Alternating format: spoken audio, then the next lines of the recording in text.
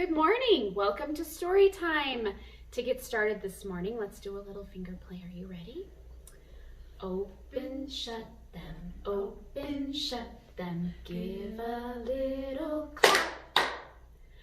Open, shut them. Open, shut them. Place them in your lap. Good job. All right. We are going to start with a book called Peanut Butter and Jellyfish. Oh, by the way, I'm going to read. By Jared Krasonska. Probably said that wrong, but that's okay. Peanut Butter and Jellyfish were the best of friends. Best of friends who spent their days exploring up, down, around, and through their grand ocean home. Unluckily for them, though, they lived near Krabby. "You guys swim like humans," he would taunt as they slipped past.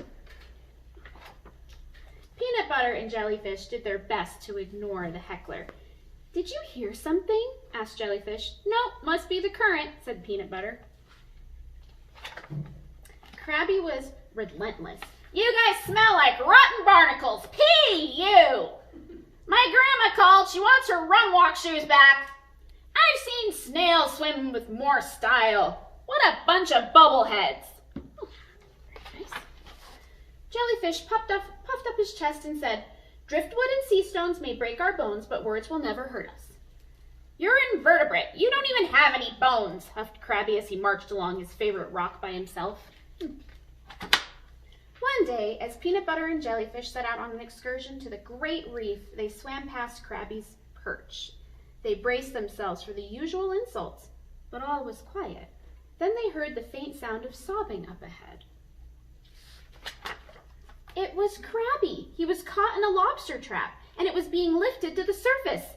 "I'm scared," he cried. Surely he was doomed. "Should we help?" asked Jellyfish. The two friends shared a look. "You're right. We have to help," exclaimed Jellyfish. "But how?" "I have a plan," said Peanut Butter. "Follow me." They swam up to the lobster trap. Peanut Butter used his tail to unlock the trap's gate, but Krabby didn't budge. "Come on, you're free," said Peanut Butter. But I can't swim," confessed Krabby, "and I'm afraid of heights." The lobster trap was getting pulled closer to the surface. "Plan B!" exclaimed Jellyfish. "We worked furiously on untying the trap's knot." "Hurry!" cried Peanut Butter. "I can see the fishermen above!" Just when all hope was lost, the knot gave out, sending the trap plummeting. Peanut Butter and Jellyfish grabbed a hold and lowered it to safety. Krabby's legs wobbled as he returned to his favorite rock. "Thanks, you two," he stuttered. "You know, I'm sorry for saying those mean things," Krabby said. He may have been afraid of heights, but Krabby was brave enough to apologize. "I guess I was jealous. You guys seem like you're always having so much fun exploring the open waters." "Well, there's plenty to explore close to the ocean floor," said Jellyfish. Peanut Butter and Jellyfish still swam up, down, around, and through, but it was on the ocean floor that they found their greatest treasure. All right, up next is Twyla.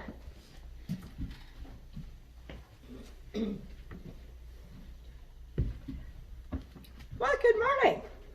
The book I want to share today is called I Don't Want to Be Big by Deb Petty and illustrated by Mike Bolt.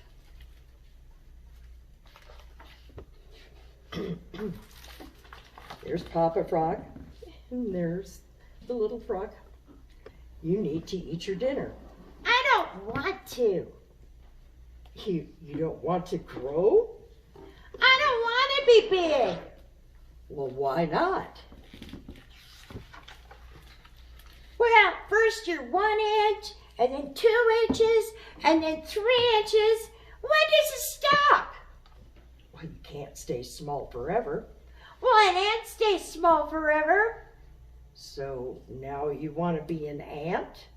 Not really." "Don't you want to be tall?"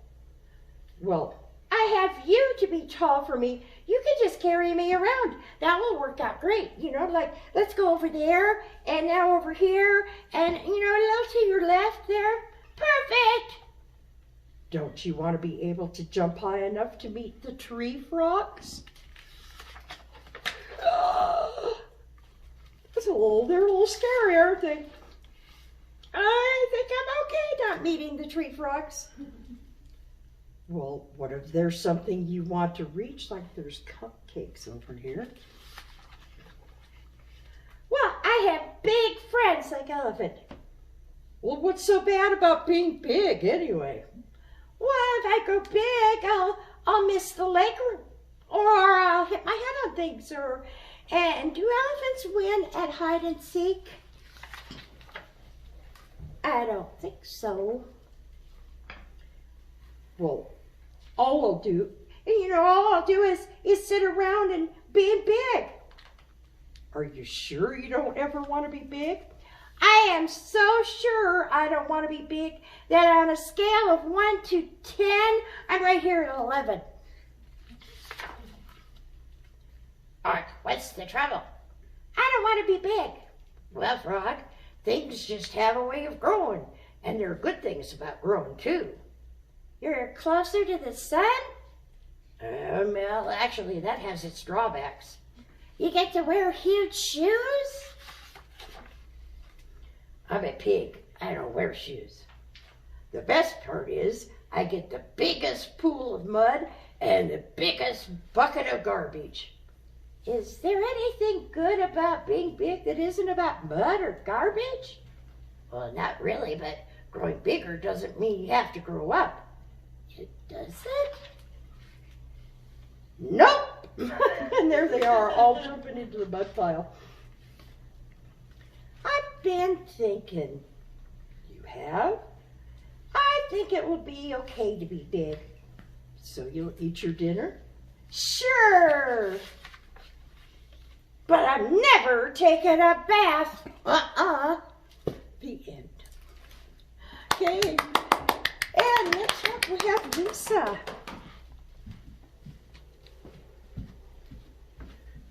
Good morning, friends. Before we get started with our story, we're going to do a song.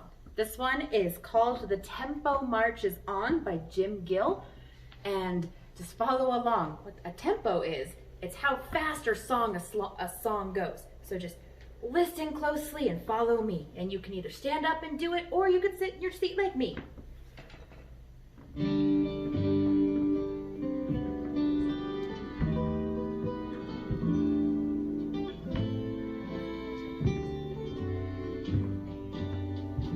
We are marching to the rhythm, we are marching to the beat. We are lifting up our knees and we are stamping down our feet. But the song keeps getting faster with each verse that we complete.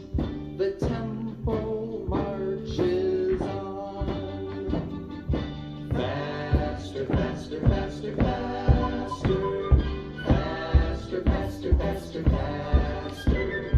Faster, faster, faster, faster. The tempo marches on. We are marching to the rhythm, we are marching to the beat. We are lifting up our knees and we are stamping down our feet. But the song keeps getting faster with each verse that we complete. The tempo marches on. Faster, faster, faster, faster. Faster, faster, faster, faster. Faster, faster, faster, faster. The tempo marches on. We are marching to the rhythm, we are marching to the beat. We are lifting up our knees and we are stamping down our feet. But the song keeps getting faster with each verse that we complete. The tempo marches on. Faster, faster, faster, faster. Faster, faster, faster, faster. Faster, faster, faster, faster. The tempo marches on. That was some fast marching. Oh my goodness. Good job, guys. So what I'm going to read for you today is called No Pirates Allowed, said Library Lou, by Rhonda Gowler Green. No pirates allowed, said Library Lou. At Sea Breezy Library, things were just right. Book lovers were cozy, the sky was blue bright, when, shiver me timbers, through Sea Breezy's door stormed big pirate Pete and his parrot, Igor. "Where be the treasure? X marks the spot. We'll dig up the loot and steal all that she got." "Wow, wow, wow!" Igor squawked, as Pete muttered an "arr."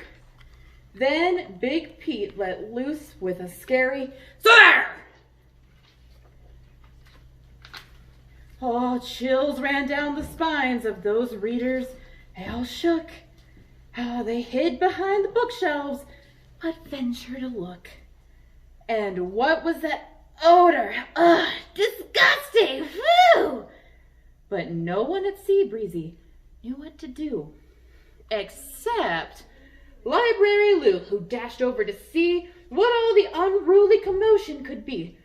"May I help you?" Lou asked with a pinch of a frown. "This is a library." "Shh! Quiet down!" "Arr!" Big Pete thundered. "Don't waste me day! Walk the plank, saucy lass, or show me the way!" At Sea Breezy then you could hear a pin drop. Whew. All that tough ruffian talk and squawk stopped, for Library Lou looked Pete right in the eye as Pete stood his ground with a snarl. Oh my. Minute by minute their tempers both flared as they stood head to head and doggedly glared. Oh no. "Unless you be quiet and listen up too, no pirates allowed," said Library Lou. "Squawk!" Igor squawked with a blow-me-down glare. Then Library Lou boldly added, "So there! Arr!" "Now, where is this treasure map?" Lou asked. "Ah, yes, the treasure is here," she said, "just as I guessed. I'll help you find it, but first I must ask that you and your matey a wee smallish task. Go home, take a bath, change your underwear too, then come back tomorrow," said Library Lou. "Arr! A landlubber telling Big Pete what to do? But she said there be treasure. Ah, sink me. 'Tis true." So that night Pete scrubbed 13 layers of dirt and decided clean underwear couldn't hurt. Squawking Igor got a good scrub in too. Swish! Through the sea sailed their funky P.U.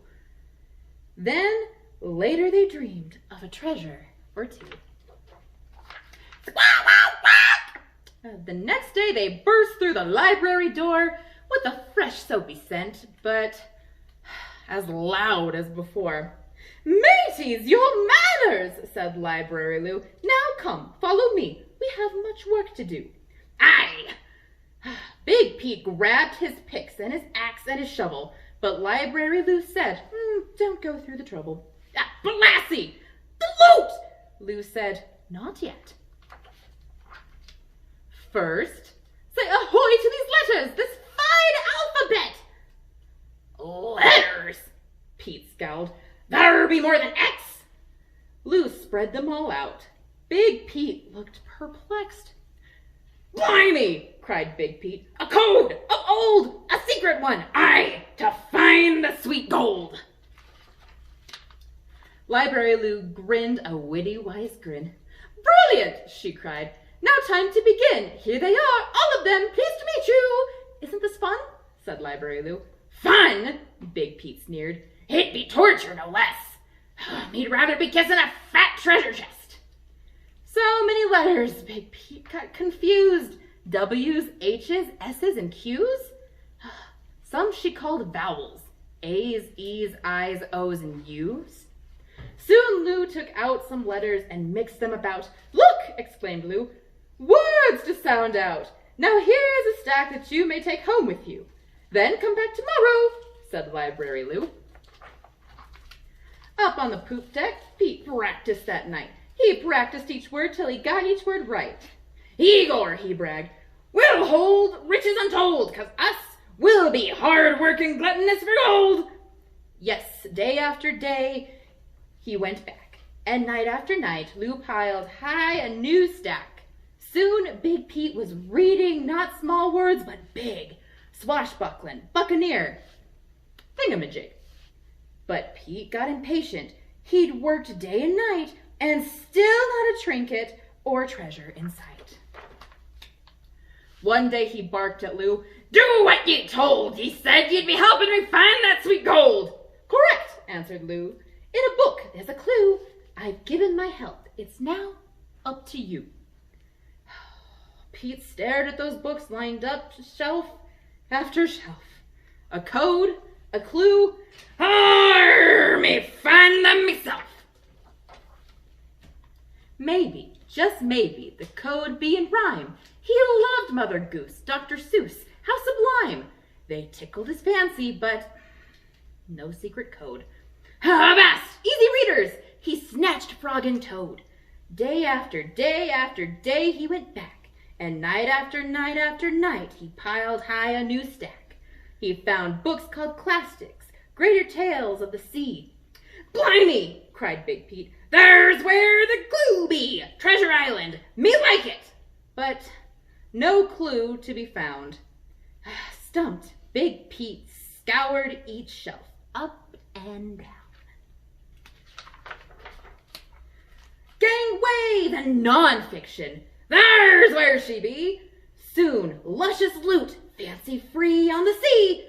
Those factual books Big Pete came to love. He'd read about things that he'd never heard of. Stink bugs, and baseball, and surfing, and Mars, dinosaurs, mummies, electric guitars.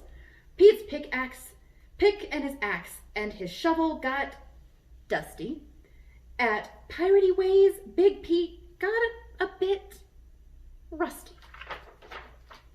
Now, Pete wasn't a pirate just dreaming of loot, but a reader he was, and a good one to boot. When one book was finished, yes, when one was done, Pete picked up another. Oh, reading was fun! He read and he read and he read and he read, then suddenly one night Pete popped out of bed. The next day at Seabreezy Library, things were just right. Book lovers were cozy, the sky was blue bright, when Big Pete and Igor tiptoed through the door and spied Library Lou in aisle 404. They both gave her hugs, each a kiss too. "We've come to thank ye, Miss Library Lou, 'cause of ye that we know books are the treasure." "Oh, shucks," whispered Lou. "It's been my pleasure." Now, Library Lou, with a smile, big and proud, is hanging a sign that says, "Pirates allowed." The end. All right, and next we have Angel.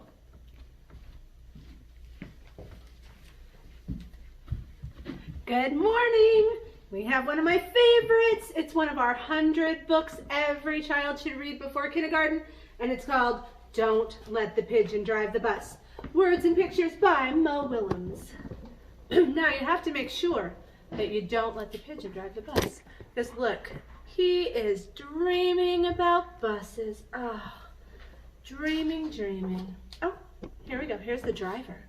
"Hi, I'm the bus driver. Listen, I've got to leave for a little while, so can you watch things while I'm gone until I get back? Thanks. Oh, and remember, don't let the pigeon drive the bus. Okay?" Oh, there he is. I never thought he'd leave. Hey, can I drive the bus? No. Please? No. I'll be careful. No. I'll tell you what. I'll just steer. No. My cousin Herb drives a bus almost every day. No. It's a true story. Vroom, vroom, vroomity, vroom, vroom. Pigeon at the wheel. Woohoo! Yeah? Okay? No. No? No. I never get to do anything. Hey, I've got an idea. Let's play Drive the Bus. No. I'll go first. No. Come on, just once around the block. No. I'll be your best friend. No. How about I give you $5? No. Oh, fair. I bet your mom would let me. No. Oh, what's the big deal? It's just a bus. I have dreams, you know. No. No. Nope. Fine. Let me drive the bus! Not with that attitude.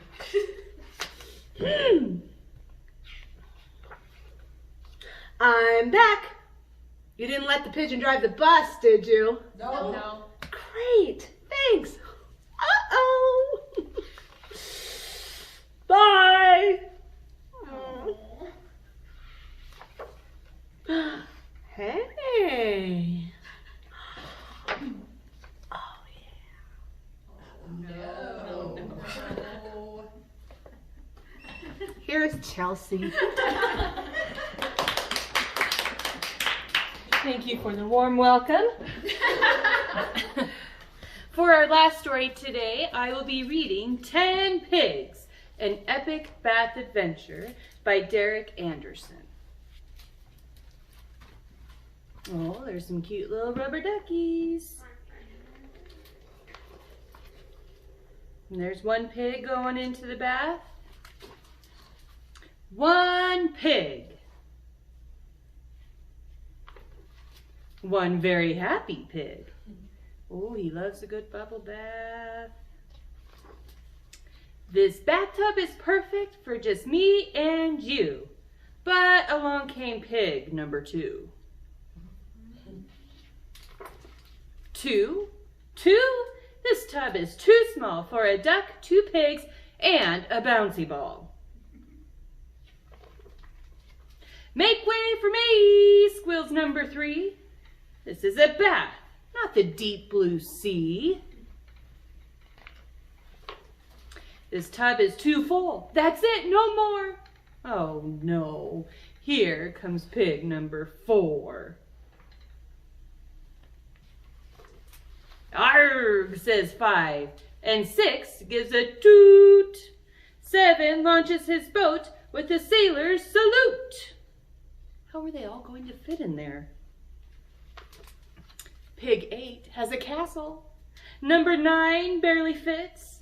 Now there's nowhere left to sit. That bathtub is pretty full. And 10? Number 10 wiggles and squeezes and surfs his way in. 10 pigs. 10! It's a lot of pigs. Wait, what is that?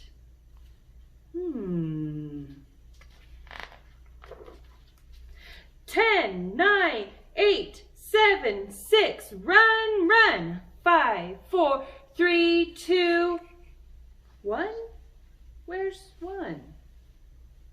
Where are they running from? No pigs. None. 1 wolf. Oh, the wolf scared him away. 1 very happy pig. Oh, he scared all his friends away so he could have the bathtub to himself. The end. Thank you for joining us today. Let's stand up and we will sing our goodbye song. Ready? Clap, clap, clap your hands together. Clap, clap, clap your hands together. Stomp, stomp, stomp your feet together. Stomp, stomp, stomp your feet together. Wave, wave, wave goodbye together. Wave, wave, wave goodbye together. Thank you, and we'll see you next time.